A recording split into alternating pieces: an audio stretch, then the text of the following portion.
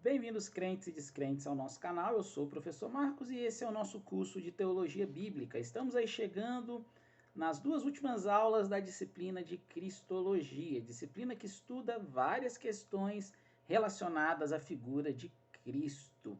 E na aula de hoje nós vamos falar um pouco sobre o Jesus homem, esse Jesus que é abordado nos evangelhos chamados de evangelhos sinóticos, evangelho de Marcos, de Mateus e de Lucas, e um pouco das diferenças entre essas abordagens da figura de Jesus. E na nossa última aula nós vamos abordar Jesus como Deus, usando como pano de fundo o Evangelho segundo escreveu João. Primeira coisa que a gente precisa pensar, né, quando nós vamos estudar ou quando nós vamos analisar Jesus através dos evangelhos. Cada evangelho foi escrito com um objetivo, com uma finalidade.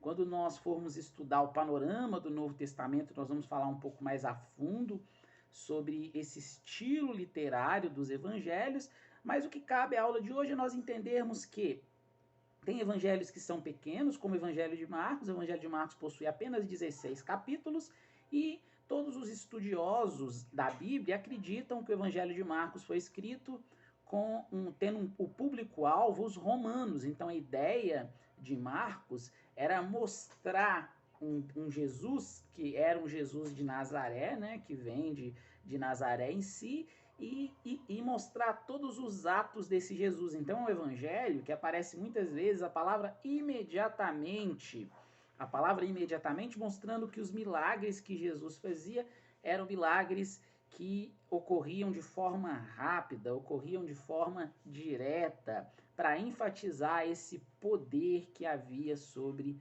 o Cristo. Um pouco também contrastando muitas crenças de divindades romanas, né, como era o objetivo de Marcos, mostrar esse Cristo aos romanos. Se nós pensarmos em uma divisão, nós conseguiríamos uma divisão do Evangelho segundo Marcos em duas partes. Uma que vai do capítulo 1 até por volta do capítulo 9, onde falaria quem é Jesus de Nazaré, esse que é o objetivo, e já do capítulo 9 até o capítulo 16, em seu versículo 8, vai nos orientar um pouco sobre a morte de Jesus, mas vai falar de forma profética, né, aos poucos sobre a morte de Jesus, que já havia sido predita ali pelos profetas. Se nós formos olhar o Evangelho segundo Mateus, o Evangelho segundo Mateus, ao longo lá dos seus 28 capítulos, ele vai fazer várias abordagens, como do capítulo 1 até o capítulo 4 da infância e do início do ministério de Jesus, mas capítulos que são chave dentro desse evangelho, com certeza, são os capítulos 5 até o capítulo 7, onde vai abordar o famoso discurso das bem-aventuranças, né, que Cristo vai proferir lá sobre o monte, sobre a montanha. O capítulo 8 e o capítulo 9 vai falar um pouco de alguns milagres, né? Especificamente 10 milagres que vão atestar a autoridade de Jesus. E aí os demais capítulos vai abordar muito sobre a rejeição de Jesus por aquela geração. Depois vai falar um pouco sobre os discípulos reconhecendo a Cristo, né? Reconhecendo ele como o Messias. Vai abordar um pouco da autoridade de Jesus. Tem capítulos famosos, como o capítulo 23 a 25, que vai falar do discurso apocalíptico de Jesus, principalmente o capítulo 24 de Mateus, onde vai falar na visão de muitos evangélicos, na visão de muitos cristãos que interpretam esses trechos, vai falar sobre o início, o princípio das dores, né? Como algumas bíblias no português acabam traduzindo. E logo no final vai abordar lá, do capítulo 26 a 28, a morte e a ressurreição de Jesus. Uma coisa que tem diferente entre esses evangelhos, né? Por exemplo, o evangelho de Lucas, que eu não vou enfatizar em divisões, eu vou enfatizar de forma simples. O evangelho de Lucas, ele vai enfatizar um Jesus que é para todos.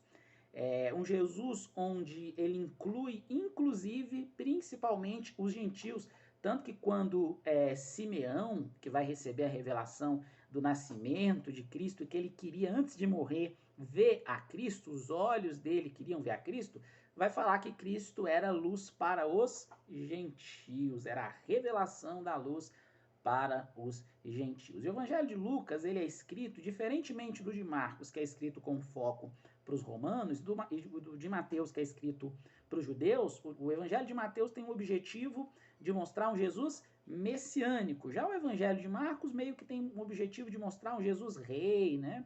Um Jesus que as coisas que ele faz não demora muito tempo para acontecer, por isso que a palavra imediatamente ela aparece várias vezes.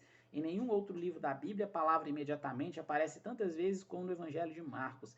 Mas já no Evangelho de Lucas, que escreve para os gregos, até porque muito provavelmente Lucas era grego, ele escreve mostrando que esse Jesus era luz para os gentios. Professor, e quanto a quando esses evangelhos eles foram escritos? A maioria das testemunhas ficam em dúvida entre duas possibilidades. Uma é o Evangelho de Marcos ter sido o primeiro evangelho a ser escrito, e na verdade ele é uma narração ou uma hermenêutica que Marcos faz dos discursos de Pedro. Isso os pais da igreja, aqueles que viveram próximo do período apostólico, eles relatam isso, que o Evangelho de Marcos não são escritos conforme Marcos, mas são escritos de Marcos conforme o que foi passado por Pedro. Então Marcos seria mais como um hermeneuta, seria mais como um intérprete, não em si como um evangelista, né? Mas a quem deveria ser atribuído a narração sobre o livro seria ao próprio apóstolo Pedro. O Evangelho de Mateus, Mateus é um discípulo, né? Era um cobrador de imposto. Por ele ser judeu, ele tenta mostrar o tempo todo, por isso que o Evangelho de Mateus começa com uma genealogia sobre a vida de Jesus, porque a ideia é ligar Jesus até lá no início, até o pai da fé, até em Abraão, e mostrar que Jesus vem dessa linhagem do Messias, o Jesus filho de Davi, né? Para quem a profecia apontava. É um evangelho que, dentro lá, ao longo, né, dos seus 28 capítulos, ele vai ter muitas divisões, como eu havia dito, e ele é, dentre os evangelhos, um dos evangelhos mais completos, apesar que o evangelho de Lucas, com seus 24 capítulos, ele é considerado um evangelho de análise histórica, é como se Lucas tivesse avaliado o evangelho segundo Marcos e o evangelho segundo Mateus, para que ele pudesse compor o seu evangelho. Muitos estudiosos, muitos críticos aí da Bíblia, vão dizer, inclusive, que Lucas ele vai ouvir muitas coisas de Paulo, de quem ele era discípulo direto, né? E ele vai relatar essas várias coisas que ele ouviu de Paulo sobre Jesus. Então, hoje a gente falou de forma mais simples, né? Aí sobre a figura em si de Cristo dentro dos evangelhos, que a ideia é abordar um panorama mesmo sobre esse Cristo. Algumas coisas, por exemplo, que a gente consegue retirar desses relatos, pensando em Mateus, em Lucas e em Marcos. Quando nós falamos sobre o nascimento, a infância de Jesus e o famoso Sermão da Montanha, onde estão as bem-aventuranças, só está registrado em Mateus e em Lucas. Em Marcos não há um registro assim amplo sobre esses três relatos, nem sobre o nascimento, algo relacionado à infância, e tampouco do Sermão da Montanha, da maneira como Mateus e como Lucas eles abordam. E uma coisa que está registrada nos quatro, nós temos alguns acontecimentos, como por exemplo, o batismo de Jesus por João Batista vai estar registrado nos quatro evangelhos.